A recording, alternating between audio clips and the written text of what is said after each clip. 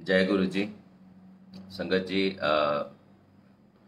आप कमेंट करेंगे तो मुझे कंफर्म हो जाएगा कि आप मुझे सुन पा रहे हैं, देख पा रहे हैं। जी, अब मैं देख पा रहा हूँ। संजय परख जी का कमेंट है, अलीशा सूद जी का कमेंट है, भावना कपूर जी का, ठाकुर गौरव राजपूताना भट्टा जी का है, बनीता जैन मोदी जी का है। बहुत बहुत धन्यवाद कंफर्म करने के लिए। तो जय गुरु जी। आज फिर एक शुभ दिन, एक त्योहार का दिन, और फिर एक बेहतरीन, बहुत मुकद्दस, बहुत पुण्य कारक और लाभकारक ये अपॉर्चुनिटी, ये मौका और ये आशीर्वाद मिला है कि आप लोगों के साथ सत्संग शेयर किया जाए। तो आज कुछ ऐसी बातें, जो बातें ये बताती हैं कि किस तरह से हमें बिना पूछे और बिना सिर्फ मन में दुविधा लिए लिए ही हमें अपनी दुविधाओं का उत्तर मिल जाया करता था, और अब भी मिल जाता है। तो वैसे कुछ जीवन के प्रकरण, कुछ एक्सपीरियंसेस, कुछ तजुर्बात और कुछ सत्संग आपसे शेयर करने का इरादा है। और एक ख़ास फिर से दोहराना चाहूँगा, क्योंकि ये बात बार बार होती है और ये बात बार बार जवाब देना पड़ता है, और वो जवाब देने में बिल्कुल मुझे कोई संशय, कोई डाउट, कोई शक, किसी तरीके की कोई हिचक नहीं है कि जो लोग कहते हैं कि आप तो पुरानी संगत है, आपने गुरु जी के उनके फिजिकल रूप में रहते हुए, स्वरूप में रहते हुए आपने दर्शन किए हैं, हम उतने भाग्यशाली नहीं हैं। तो मैं पहले भी आप लोगों से कह चुका हूँ, फिर ये बात दोबारा दोहरा रहा हूँ, लेकिन दोहराने लायक है, क्योंकि ये भी एक तरीके से कुछ संशय, कुछ शक और कुछ डाउट्स को क्लियर करने वाली बात है कि आप अगर नई संगत है, आपने गुरु जी के फिजिकल रूप में चोले में दर्शन नहीं किए हैं, तो उसमें कोई कम भाग्य की, या कहते हैं कम आशीर्वाद की, या कम मेहर की कोई बात नहीं है। बिल्कुल कोई बात नहीं है। हम लोगों ने चोले में दर्शन किए हैं, और इस जहाँ का, इस दुनिया का जो उसूल है कि जिसे आप देख पाते हैं, उसे आप उतना महत्व नहीं देते, उतना बड़ा नहीं समझते, उतना महान नहीं समझते, उसको परमात्मा होते हुए परमात्मा नहीं मानते। जैसे कुछ लाइनों में कहा गया है, सामने है जो उसे लोग बुरा कहते हैं। जगजीत सिंह जी ने गाया था, सामने है जो उसे लोग बुरा कहते हैं, और जिसको देखा भी नहीं उसको खुदा कहते हैं। तो इंसान की फितरत, इंसान की आदत, इंसान की नेचर बेसिक कुछ इस तरीके की है कि जो सामने दिख जाता है उसे वो कुछ नहीं समझता, कुछ क्या बिल्कुल उसको समझ ही नहीं पाता। और जब वो व्यक्ति, या वो आत्मा, या वो परमात्मा और पुण्य आत्मा, महात्मा, महापुरुष निगाह से दूर हो जाता है, जब आप देख नहीं पाते हैं, और तब आपको उसको एक तरीके से ऑब्जेक्टिवली, एक बिना कुछ अपनी मर्जी, अपना दिमाग इस्तेमाल किए इवैल्यूएट करने की, तुलना करने की, जब आपको शक्ति प्राप्त होती है, तब आपको समझ आता है कि आपका किससे वास्ता पड़ गया था, वो कौन था, वो कौन थे, वो कैसे थे, उनमें क्या शक्ति थी, उनकी क्या कैपेबिलिटी थी, उनका जहाँ कहाँ से शुरू होता था, उनका जहाँ कहाँ पे ख़त्म होता था, या हमें पता भी नहीं कि कहाँ ख़त्म होता था। तो वो स्थिति जब आई, और जब गुरुजी ने चोला छोड़ा, तो कुछ विचार कई दिन तक हम लोगों के दिमाग में आते रहे कि भाई गुरुजी हमें छोड़ के चले गए हैं, या गुरुजी चले गए हैं। हालांकि ये धारणा ही अपने आप में गलत थी, गलत है, और उनकी प्रेजेंस, उनका आगमन, उनका आशीर्वाद, उनकी मेहर, रहमत, सब आज भी उतनी उजागर है।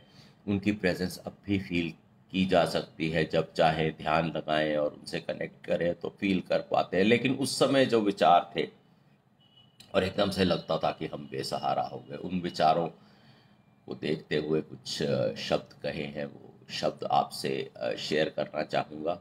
उसके बाद फिर हम सत्संग करेंगे।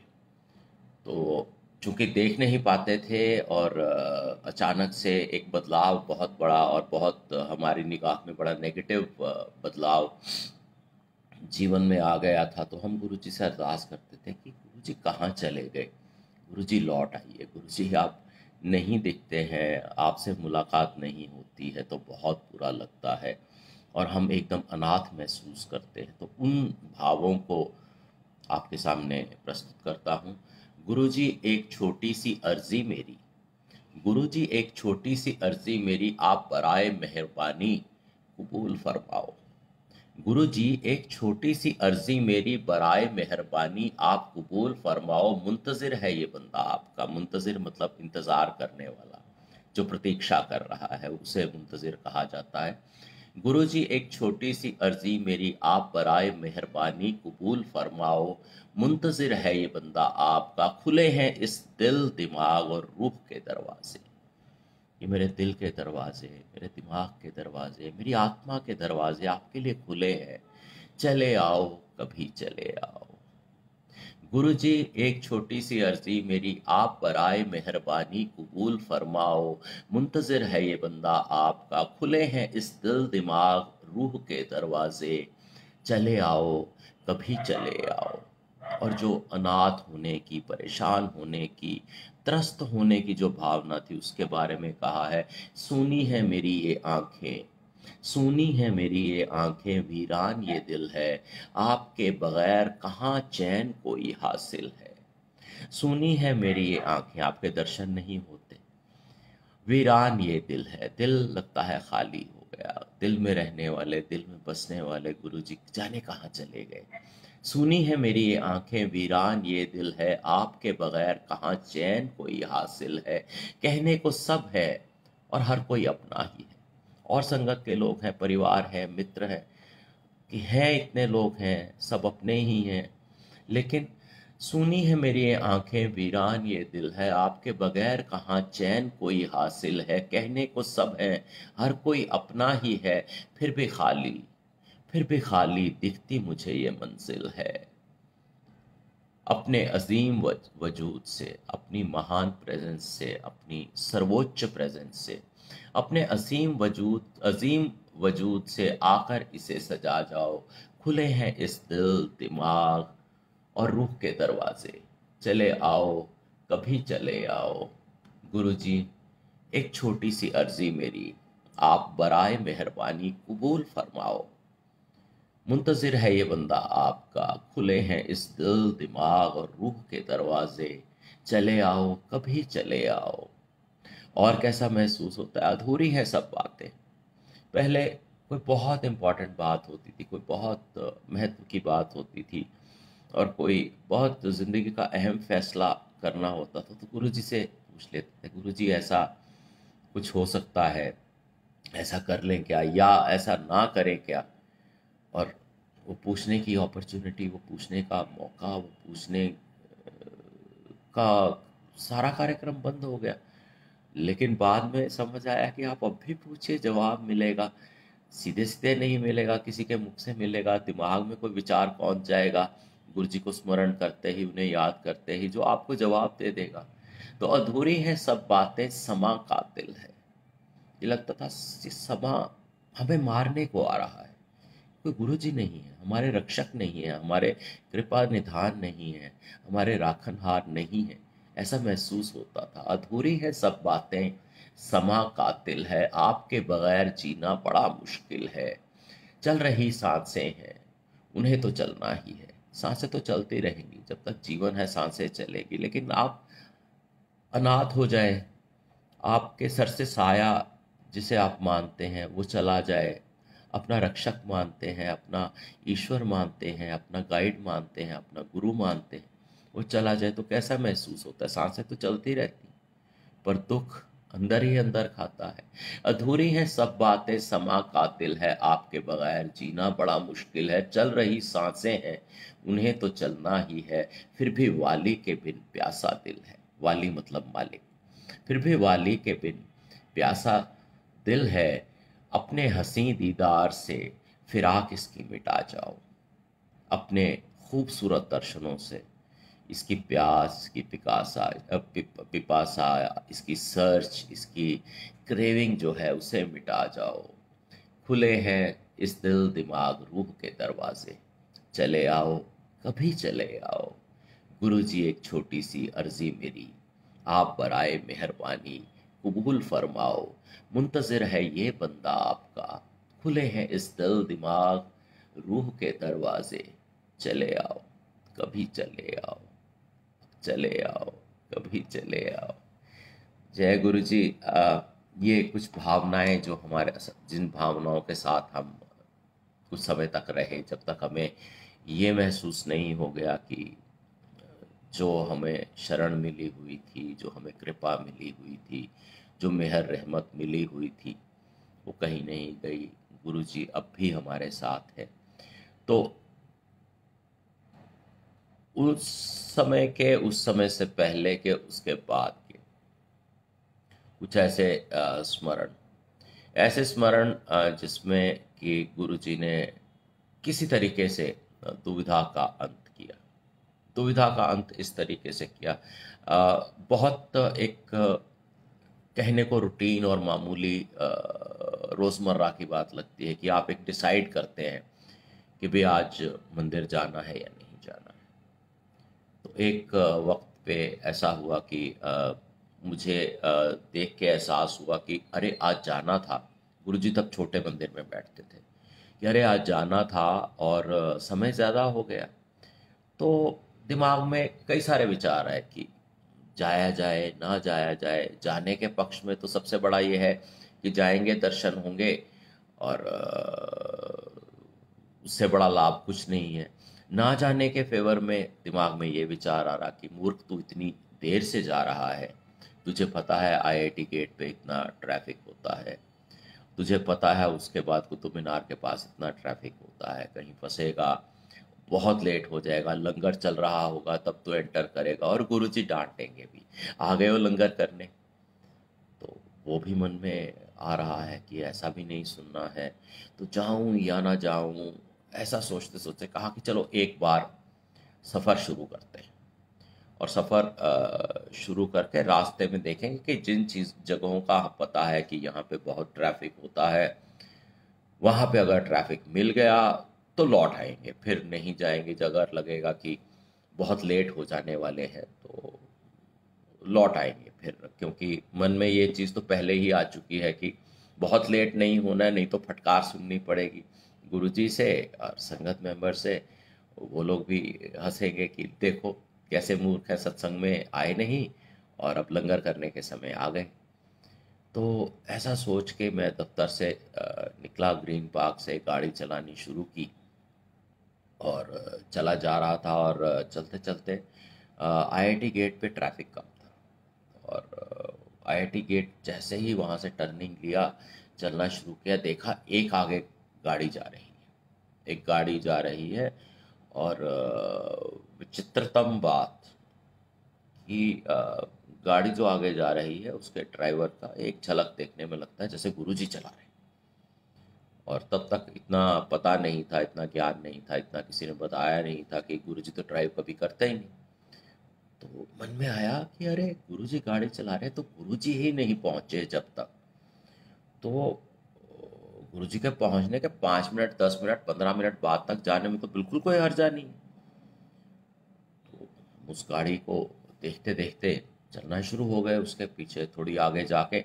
लेकिन ऐसा हो कि मैं कोशिश करूं कि थोड़ा साइड में लगा के अच्छे से देख पाऊं, वो संभव ना हो पाए। बीच में कोई गाड़ी आ जाए, बीच में ट्रैफिक आ जाए, या बीच की लेन में कोई गाड़ी घुसाए, कभी कुछ हो जाए, कभी वो गाड़ी आगे निकल जाए। लेकिन बारंबार दिख रही है और मैं सोच रहा हूँ कि अरे गुरुजी ने अभी बैठे आसन पे, तो अभी तो समय है।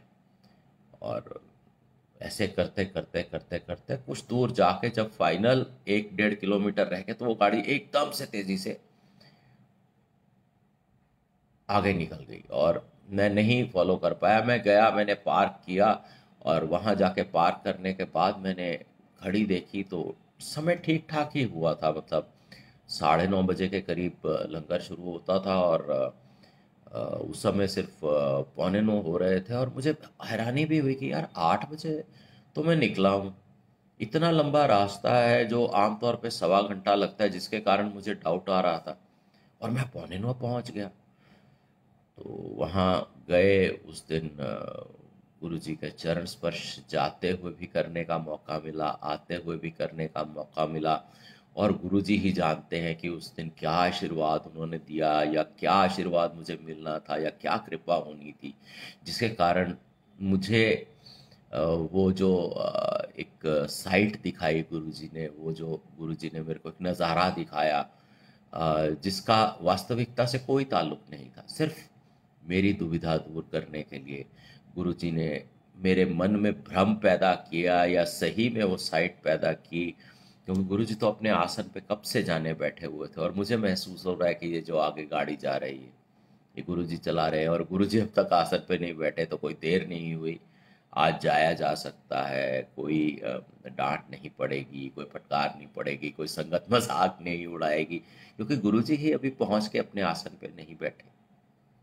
इसका विपरीत जो है कि जब हमने हेरा फेरी की और भुगता, अ, वो मैं आपको सुना चुका हूँ न्यू ईयर का किस्सा, कि जब लंगर करने के बाद हमें लौटना था, धुंध का समय था, और साथ में एक मित्र थे जिन्हें दफ्तर अगले दिन समय पे पहुंचने की जल्दी थी।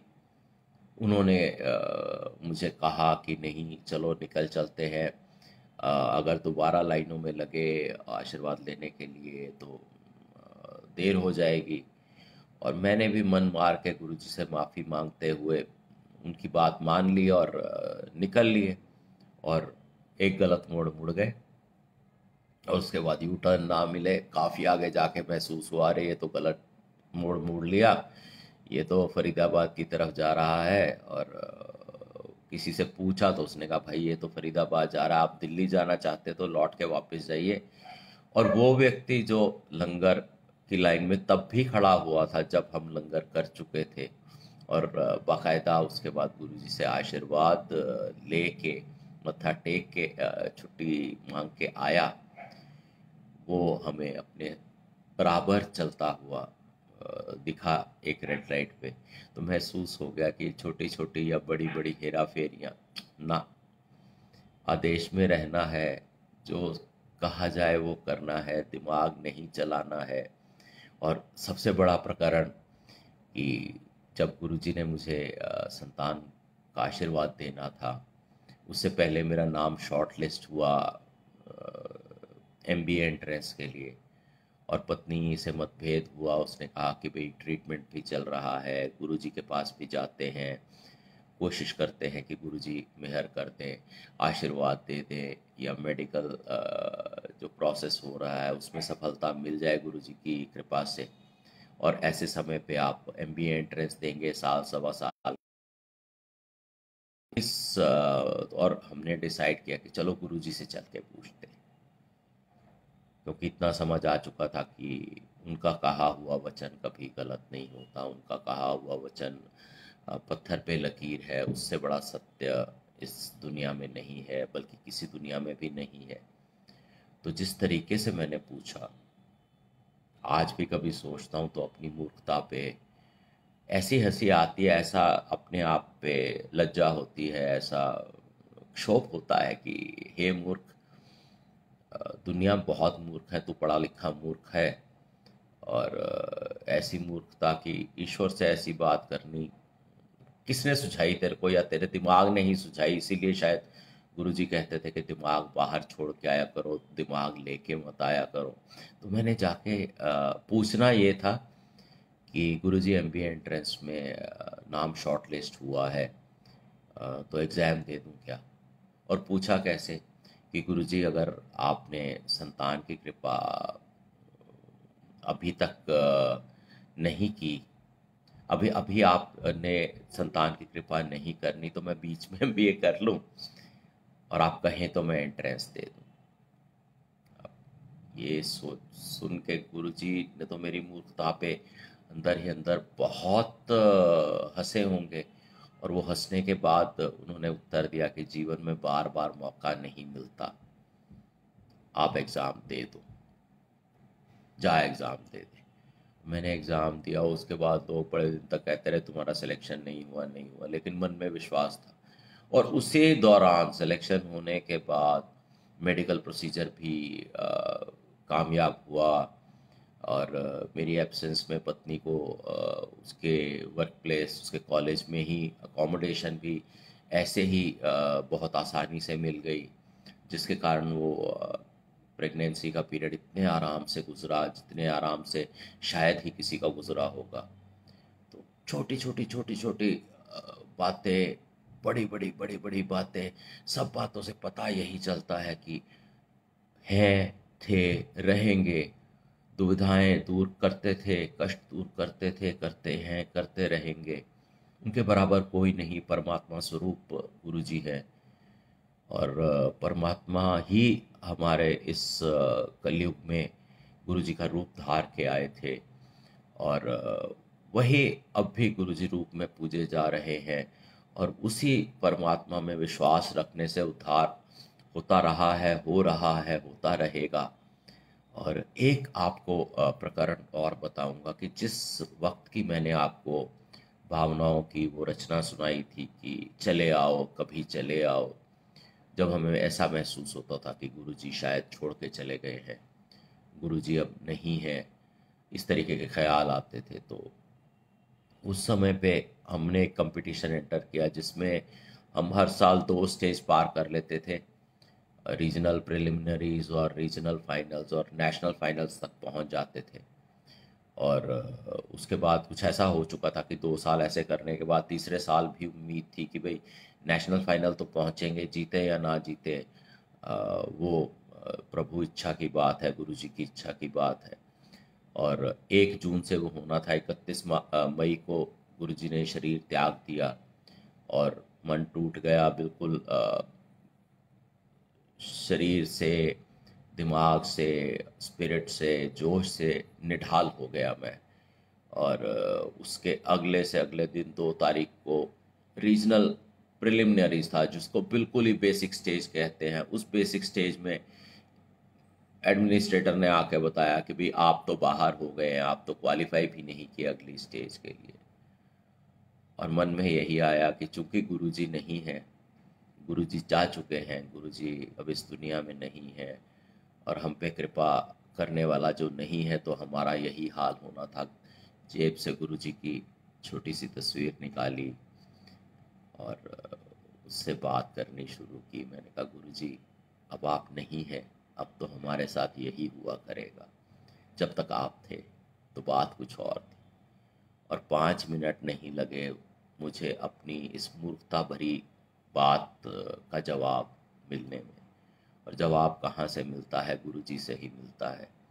किस व्यक्ति से मिलता है? एक मेरे से बहुत कम उम्र के व्यक्ति से मिलता है, जिसने पिछले दिन मेरे कहने पे कि गुरुजी हमें छोड़ गए, तो उसने ये उत्तर दिया था कि गुरु शरीर भले छोड़ देते हैं, लेकिन गुरु कभी अपनी संगत को, अपने चेलों को, अपने फॉलोअर्स को नहीं छोड़ते।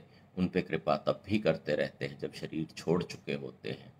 उसी ने आके कहा कि सर आप ऐसे ही अफसोस कर रहे हैं, इन्होंने तो जो हमने लिख के डिसीजंस दिए थे वो चढ़ाए ही गलत हैं। और मैंने उनसे जाके अपील की है और वो दोबारा चढ़ा के चेक कर रहे हैं, और पता चल रहा है कि हम सिर्फ क्वालिफाई नहीं किए, हम टॉप पे आके क्वालिफाई किए हैं। और अगले 4 दिन के अंदर रीजनल फाइनल हुआ, नेशनल फाइनल हुआ, और जो ट्रॉफ़ी हम कभी नहीं जीते थे वो ट्रॉफ़ी हमारे हाथों में थी। और आंखों से आंसू बह रहे थे कि गुरुजी आपने आज बता दिया कि आप कहीं गए नहीं, आप यहीं हैं, आप यहीं रहने वाले हैं।